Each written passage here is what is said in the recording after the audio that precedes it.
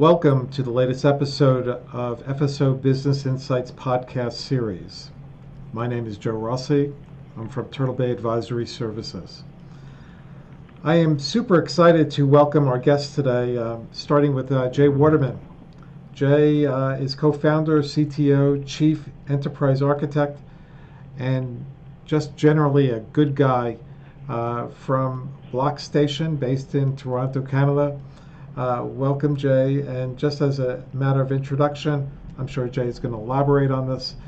Blockstation is an end-to-end asset trading platform using the blockchain technology, Ethereum, I believe. Jay, you'll explain more. And this is, I think, one of the more important podcasts that we've done in our series, because I think blockchain is our future, and I think it does have a very direct effect on how we manage the economy going forward. So, Jay, welcome.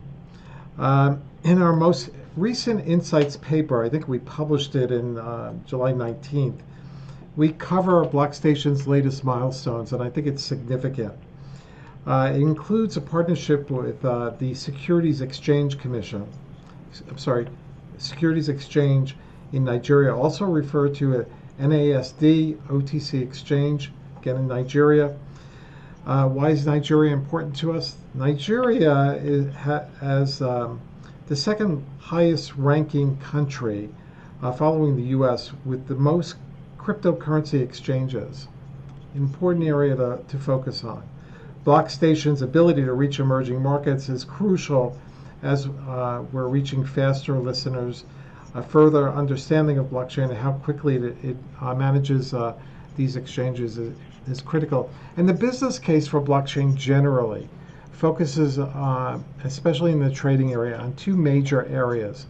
One is efficiency, operational efficiency, better operational control from a risk point of view, and more importantly, the ability to trade alternative assets in a meaningful way. And we'll get more into that as we go forward. And I'd like to get a few things out of this session. One is the ease in which Blockstation has achieved integration with the Nigerian exchanges. How has Blockstation affected the process, the settlement process, the operational back office process, and how it's enabled these new asset classes to be exchanged on its platform. With that, I'd like to introduce Jay Waterman. Thank you. But before we do that, I'd like to also introduce. We have with us the esteemed Mr. Bola Jamale, and Bola is, I guess, recently retired. Congratulations. I could give you some tips on what retirement is really like. He was the CEO, Managing Director of Nigeria's NASD OTC Securities Exchange. Again, I welcome you both. It's an exciting series. Jay, I'd like to start with you. I'm going to hand off. And first of all, why don't we start out with a very brief description of what Blockstation is and how you've looked at the Nigerian exchange as an opportunity. Well, thanks for having me, Joe. Blockstation is essentially an end-to-end platform that enables the stock exchange to list, trade, and clear digital assets, which includes digital securities as well as digital currencies. And so essentially what we provide is all the technology necessary for the exchange to launch and manage the market. We provide technology for the depository to have safe custody and do the clearing and settlement of the assets. We have the portals for the brokers to onboard their clients, do the KYC, the AML, manage their portfolios. We provide the regulators with portals so that they have oversight and to ensure that it's a fair and efficient marketplace. And we provide issuers with a streamlined process to create their prospectus and have capital formation. Ultimately, this gives the investors the transparency needed in order to make an informed decision and invest in digital assets. And so essentially what we provide is the end-to-end solution for all the stakeholders to participate and securely and confidently invest in digital assets through the stock exchange. Fascinating. So, Bola, is there a very interesting offering that Blockstation has managed here? Maybe you could enlighten us a little bit. How's the partnership here worked, and are there any early results that you could talk about? So how it's worked, and I'll probably go into. And first of all, it's great to be here. Uh, Probably go into how we first met and what the immediate issue or challenge at hand was. We had been aware of, first of all, NFTs, an over-the-counter market that trades essentially public equity. That's how we started, because we realized that we had public companies, but they were not all listed on the main exchange, which is a 60-year-old exchange, the NGX, or Nigerian Stock Exchange. So we were created to cater to every other security that's outside the main listed ones. And we have done that over a 9-year period, and we found that there's still some more securities that we can still bring in. So right now we're trading about 40 securities. Some of them are multinational, some of them are really small cap companies. But there's still so much else outside the immediate capture of the formal equity market. And some of them were very heavy on real estate. We're inviting people in to come and buy into real estate. And of course, unless you can't buy a window, you can't buy just one part of a large building. So what we did was we went to the Securities and Exchange Commission and we said, there's a problem here. People do need to raise funding. Investors want to invest, they want to get some real estate into their portfolio. We see a problem, we can solve it.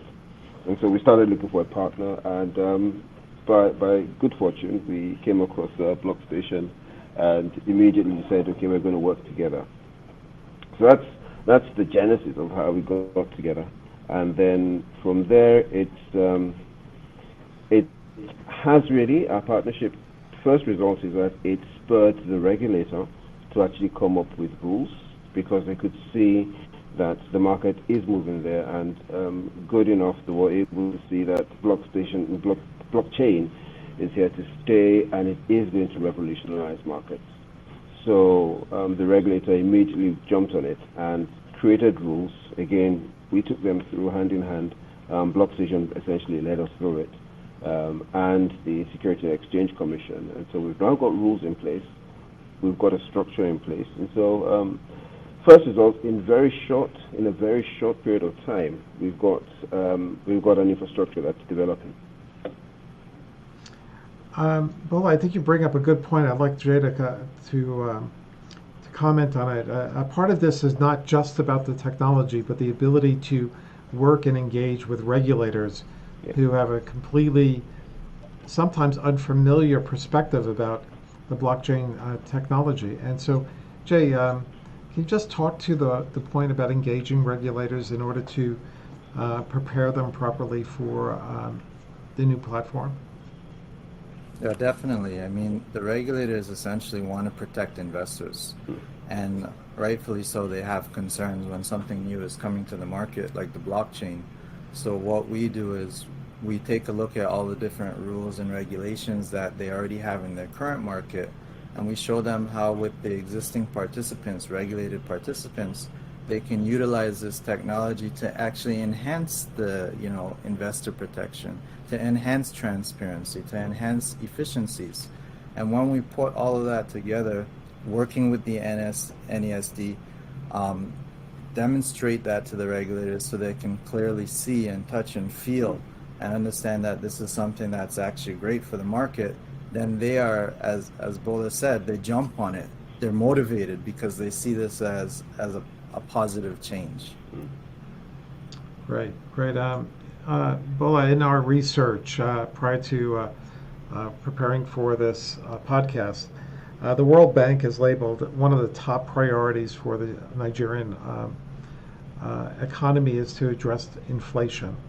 Even recently, they were talking about an inflation rate of some 17.7%. It is we've come away with the impression that giving access to investors to more investment opportunities is a means by which we can address the inflationary effect on the economy. Can you speak to that? How is Blockstation, in theory, going to address the issue? So there are two aspects to it. The first is that you get production going again, and essentially we are not able to get our productivity going, our production going. And so with blockchain, you can have a lot more security around your contracts. You have a lot more safety around your transactions. As a result, the economy can get back moving again. And then, of course, you can imagine putting something on a smart contract, especially a commodity, and we are quite a lot commodity based. You can move a commodity from one part of the country to the other much easier when it's sealed across blockchain as opposed to when you're carrying a physical contract. That's the first part of it. The second part, which is even more critical to the Nigerian economy, is actually foreign exchange. Our foreign exchange reserves are pretty low. And so what this does is it creates instruments that are available to investors outside Nigeria for them to be able to invest in. And that's a very important inflow of foreign investment, essentially, almost foreign direct investment into the country. So it covers two fronts. One, inflation, but more importantly, our foreign reserves. Jay, it would seem that in today's economic condition, everywhere in the world, that we'd see the same sort of conditions, allowing investors greater access, more liquidity, to be a high priority. Are you seeing this in other markets as well? 100%. I mean, with the war and pandemic, countries across the globe, of course, are experiencing similar things. Of course, some more than others. In terms of curbing inflation, I think that it also really comes down to a strong collaboration between policymakers and local businesses. And essentially, if local businesses are engaged in domestic projects and they're incentivized by the policymakers, then we can have local businesses really focused on things, for example, like refining the oil or growing crops for distribution and production domestically. And if we have that combined with the NASD providing efficient capital formation, then organizations will have the money, the resources, and the governance to actually execute on these projects, giving them some insulation from external factors like a war. And so essentially, I believe that in addition to what Bola has said, if you have the incentives from policies for the local businesses, and the businesses have efficient capital formation for producing and distributing commodities locally, domestically, then we're going to also have a strong impact on making sure that we can kind of maintain the prices of these commodities domestically. Jay, working in various markets to introduce the concept of blockchain, and not just different jurisdictions and geographies, but also in different market segment, business segments. People are concerned about how to address the regulatory environment.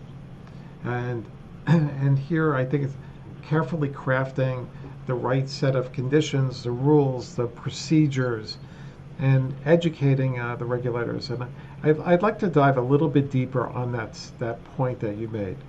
I know that you've written a number of guidelines, and this was a big part of introducing the technology in the Nigerian market. Could you talk a little bit about that and how it might work in other markets? Definitely. So I would say that it really starts with the education and making sure that all the stakeholders, other participants, get the education and comfort and training with how the blockchain works and how it can be beneficial to these organizations. So when we get the stock exchange on site, the custodian is on site, brokers are on site, And we all know issuers are already excited because they want to do this. Issuers are excited to utilize the efficiency of the blockchain. When all parties are aligned and move forward towards the regulators in terms of this is what we would like to do, and we take the existing rule books, the existing players that the regulators are familiar with, and we demonstrate exactly how the new cycle works while incorporating the blockchain, while incorporating smart contracts, incorporating these smart digital processes, then the regulators also get that comfort. We also often, include regulators in our pilots so that they actually get to be hands-on in terms of whether it's approving a prospectus or reviewing the market data report to see what activity has occurred. We really get them involved, and they love it because we're also solving problems for the regulators too. So it's really about an inclusive process and collaboration between all the parties. And honestly, working with the NASD was a pleasure. Everybody's ready to work overtime, crack down on it in order to make sure that we get it done. So it's a really good collaboration, essentially. While I focus quite a bit here in our discussion about the regulators, gaining consensus among the participants that are in a part of the blockchain community is critical. And I would imagine, Bola, you would have had to a great deal of work using a lot of the materials and approach developed by Blockstation with the regulators to gain consensus for its use. Could you both speak to what it took to bring the community together on this? Yeah, so we have registered, we have 150 odd brokers who are registered to trade on the market. What we started off with was, and then of course, as I mentioned, we've got quite a few exchanges. So there is a lot of, how do I put it now, very healthy competition going on in this environment. So what we did was, in rolling out and in even testing the whole system, creating a pilot run and testing and also showing first reveals to the regulator, what we did was we created a small team of pilot brokers. We invited in a bank to act as a custodian bank to come in. And we actually literally coupled the whole structure together first using a small test group. Now, when the rules came out and we see that, right, it's a go, we can do this now. Now's the time when we can start inviting the other players in. And so we've done the test. We're very comfortable with what we've seen. We have got our agreements in place. We have got the market structured. We even have our first couple of clients lining up to do their first issuances. But we will open up to the market maybe in about a month's time. So the approach we took was equally important, if not more important, is for people, well, actually more important, is for people to know exactly what they're dealing with and how it's going to work. And so we have very deep training modules and training manuals. We've got portals in place, and Blockstation created some really great portals where people can go in and self-educate. We are putting into our structure the fact that you have to go through the training, get certificated first of all, before you can actually enter into the live environment to trade. So, it's really aspirational for all our operators in this part of the world, for them to get into this exciting new world. And so it wasn't very difficult. All we needed to do was to provide them with information and show them the possibilities, and they were on site very quickly, very, very quickly actually. Great. And actually, I've been focusing this discussion much on gaining consensus, addressing regulatory concerns, because I do believe that is the largest obstacle for adoption.